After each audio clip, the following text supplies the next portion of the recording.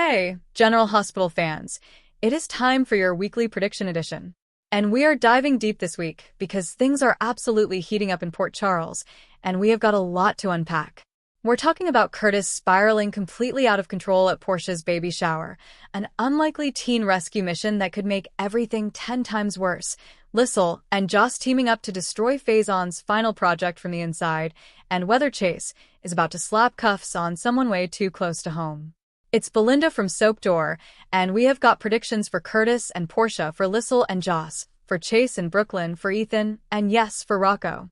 And before we jump in, please click that subscribe button if you are not already following us because you do not want to miss a single episode. Okay, let's get into it. Our first prediction: Curtis completely loses it at Portia's baby shower, and Isaiah may be the one who sets him off. So here's what we know going into the week. Monday spoilers have Portia asking Isaiah if he can just hold off for now on something, and honestly we are still piecing together exactly what that's about. Could be about his involvement in the situation with Jordan, could be about the drama with Curtis, or it could be something else entirely. But whatever it is, Portia is clearly trying to manage the chaos around her, while also just trying to enjoy this pregnancy. And honestly, she deserves that. She is carrying a baby, and she should not have to be refereeing a grudge match between her boyfriend and her ex every single day. Also on Monday, Curtis reaches out and asks Alexis to represent him in his criminal case, which tells us the legal side of things is escalating fast. Curtis is not backing down. He is doubling down. And that is exactly the kind of energy he is going to be bringing into that baby shower. Now, Tuesday spoilers confirm that Portia's baby shower is, and I quote, a tense affair. That is the official General Hospital spoiler language, and honestly, that is the understatement of the century, because you know how these Port Charles events go. Nothing ever stays civil. Someone always explodes. And then on Wednesday, we've got Trina making a bold decision while Curtis and Portia are actively clashing. So we're not just talking about a little side-eye across the room. These two are going to be in each other's faces. Here's the thing about Curtis right now: he is absolutely locked in on his theory that Isaiah is the other driver who ran Jordan off the road. And look, maybe he's right, maybe he's not, but the problem is Curtis has gone from, "I'm concerned," to completely unhinged about this, and there is no reasoning with him when he gets like this. We have seen it before. He gets a target in his mind, and everything else goes out the window. And that includes logic. That includes social decorum, and apparently that includes respecting the fact that Isaiah is Portia's boyfriend, and that this is Portia's baby shower. Portia is obviously not going to uninvite Isaiah from her own baby shower. This is her partner. This is the man who is showing up for her during this pregnancy. So of course Isaiah is going to be there. And of course Curtis is going to have a problem with it. Now, Aunt Stella is going to be there, and under normal circumstances, she could be the voice of reason, the person who pulls Curtis aside and says, "Baby, you need to calm down right now." But here's the thing: Stella has been more Team Jordan lately than Team Portia, and that is a problem in this specific scenario because Portia does not need Stella swooping in and making her feel like she has to defend her own choices at her own shower. If Curtis goes off and Stella's energy is more about protecting Jordan's narrative than supporting Portia, that is a double loss for Portia, and it is messy, messy, messy. I genuinely cannot picture Curtis sitting in a room full of pastel balloons and little onesies and baby shower games, watching Isaiah put his hand on Portia's baby bump and keeping it together. It is not going to happen. The second Isaiah touches that bump, Curtis is going to snap. He may get in Isaiah's face. He may demand that Portia make him leave. He may say things that cannot be unsaid in front of family and friends. And Portia is going to stand her ground because she is not going to let Curtis run her life and run her relationship. So this is going to be a full blow-up, and the fallout from it is going to affect Curtis and Portia's relationship for weeks. Our second prediction: Lissel and Joss are going to team up to sabotage Faison's final project from the inside.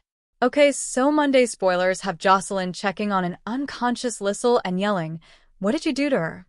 And that is directed at Colum, who's been the one pulling all the strings in this kidnapping situation. So once Lissel comes to, Colum is going to put her to work. He is going to tell her straight up, finish what Faison started or there will be consequences. Now here is where it gets interesting. What leverage does Colum actually have over Lissel. Because Lissel has stared down worse than Colum.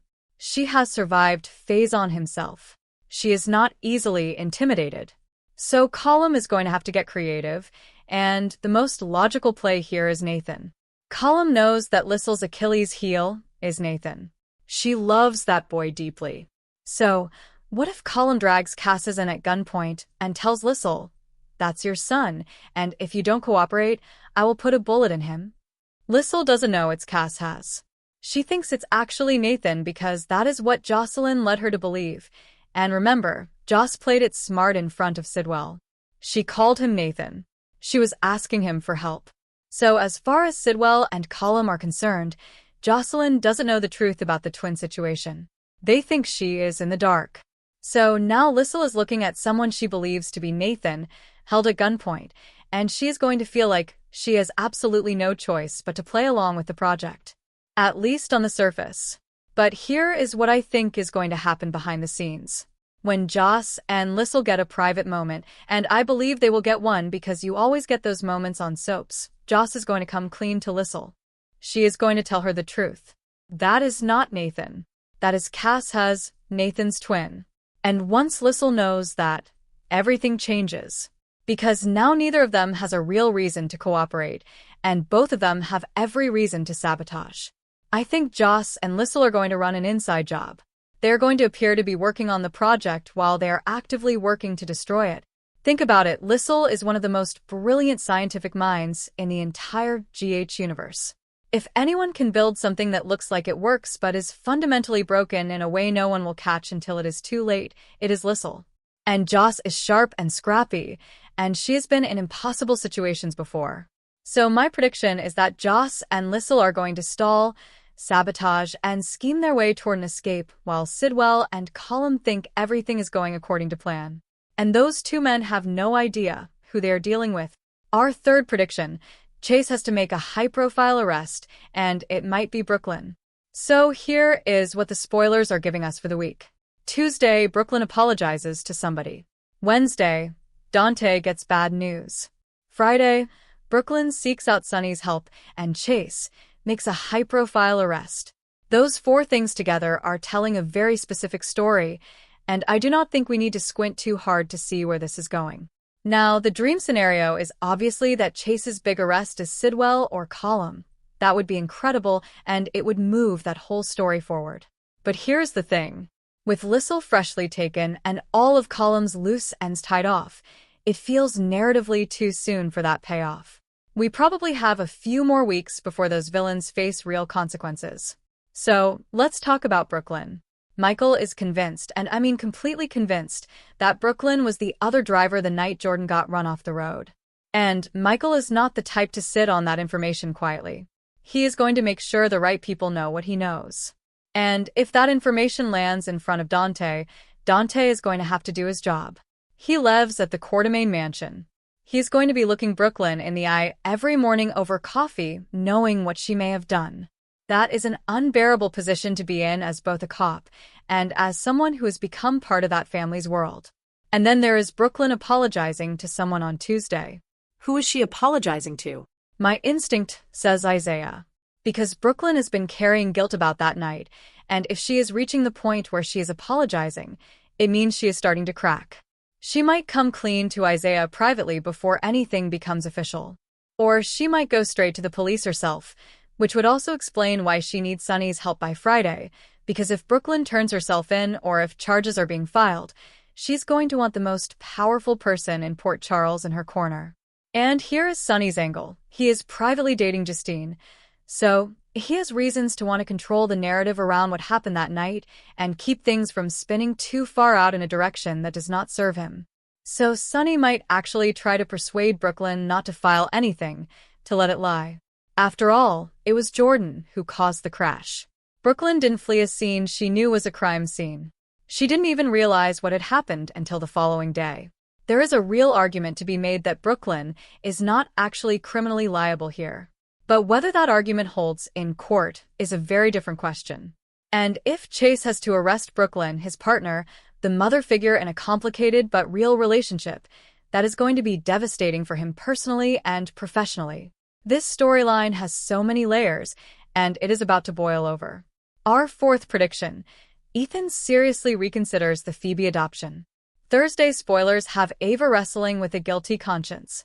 Friday has Ethan weighing his options while Alexis is being very persuasive about something.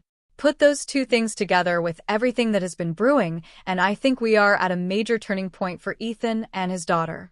So remember what happened last week. Ava told Ethan she would keep his secret about the baby, but made it very clear that it was going to cost him. Classic Ava. And now she is feeling guilty about that arrangement, which honestly tracks completely for her character. Because as much as Ava plays the villain and loves a good scheme, she has a soft spot around children and around the particular pain of being separated from her kid.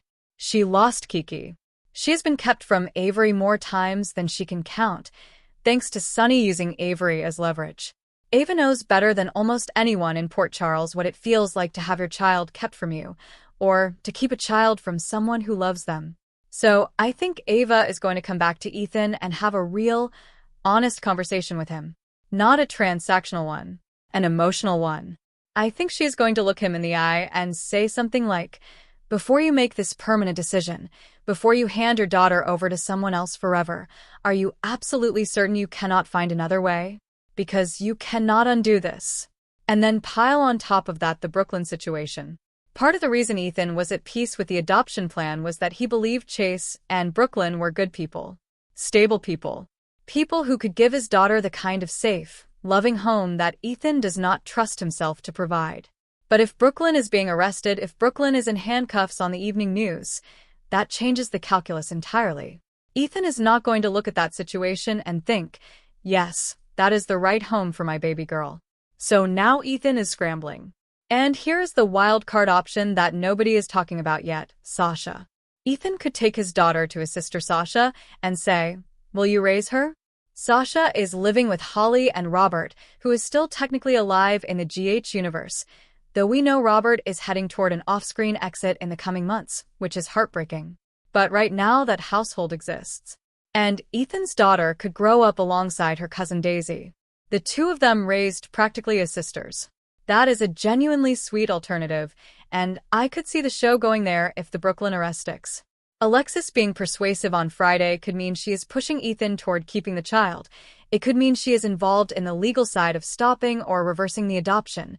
Or it could mean she is urging him toward a different placement entirely. Either way, Ethan's story is moving fast this week, and the decision he makes could be permanent. The stakes here are real. Our fifth and final prediction: Danny and Charlotte go rogue and try to rescue Rocco themselves.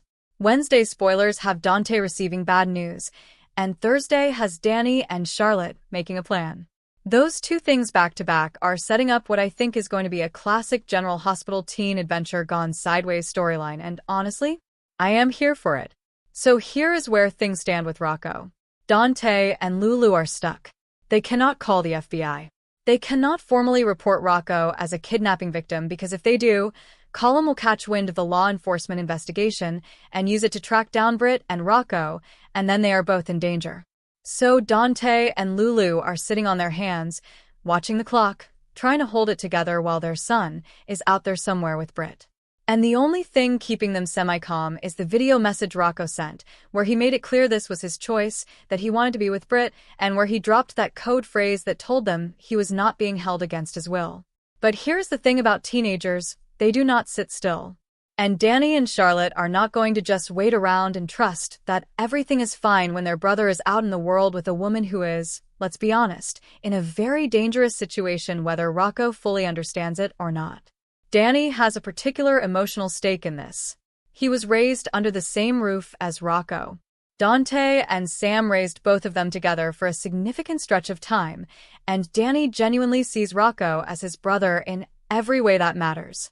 And Charlotte has been in contact with Rocco. She has a way to reach him since he sent that video message to her specifically, which means she probably has a reply channel. So Charlotte knows something Dante and Lulu do not know. Or, at least she has access to something they do not have. My prediction is that Danny and Charlotte are going to convince themselves that they can fly under the radar in a way that Dante and Lulu cannot. They are teenagers. They are not cops. The column is not going to be watching for two kids booking a flight or hopping on a train. They think they can slip past his radar, find Rocco and Britt, and bring Rocco home before it ever escalates into something official.